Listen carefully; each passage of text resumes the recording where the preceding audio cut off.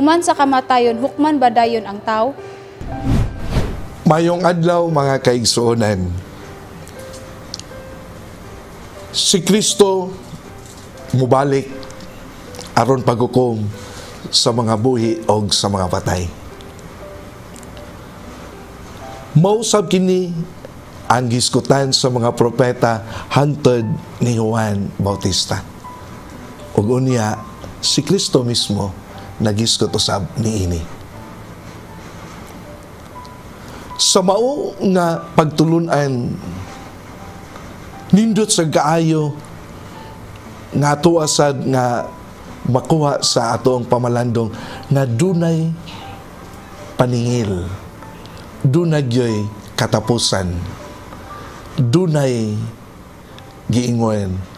Bisag unsa pa ang imong gibuhat, matago or dili, moabot ang panahon nga kining tanan mayagyag at ubangan sa tanan, ilabi na diha sa Ginoo.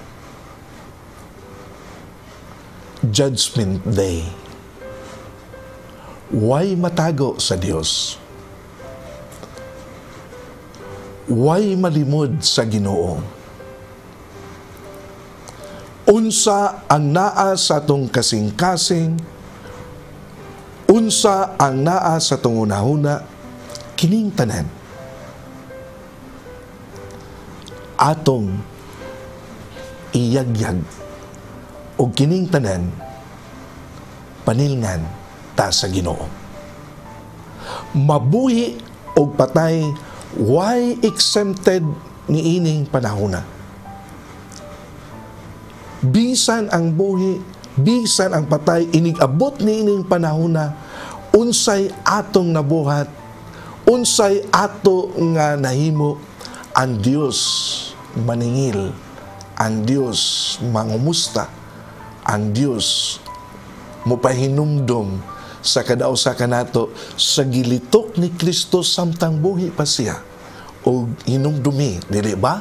Na hinumdum mo ni ini. Unsay imong gibuhat sa kinaubsan sa imong igsuon, imo nang gibuhat diri kanako. Dili ba gipahinumduman usab kita? Bisan unsa kagamay sa maayong buhat nga atong nahimo, ang Ginoo dili malimot niini. Tinuod makasasala ta. Tinuod madugmo ta. Tinuod masipyat ta. Let us just maximize our good works. Do more good works, acts of charity, acts of mercy, aron inigabot nining maong panahona, dili ta mauwaw, dili ta mahadlok, kay lagi, doon na tayo gihimo nga maayo. Mao na nindot sad kayo sa nga tanan, mga kaigsunan, nga atong motivation diha, ako ning gihimo sa ngalan sa gugma nako ngadto sa Dios, the commandment of love.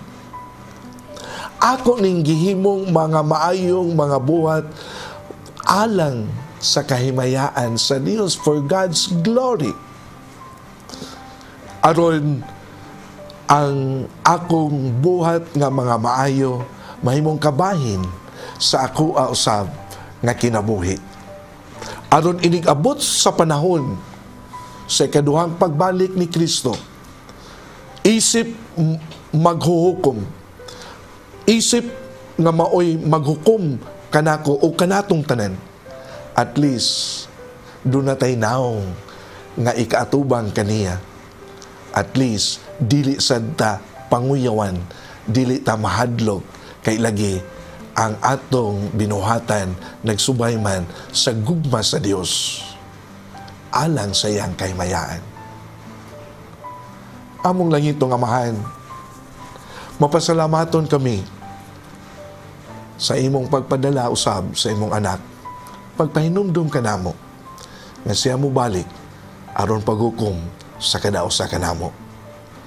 Tagaimi kanunay sa kadasig sa paghimo og mga maayo aron sa kaming tanan makadagamtam sa kahimahayaan diha sa langit. Daghang salamat.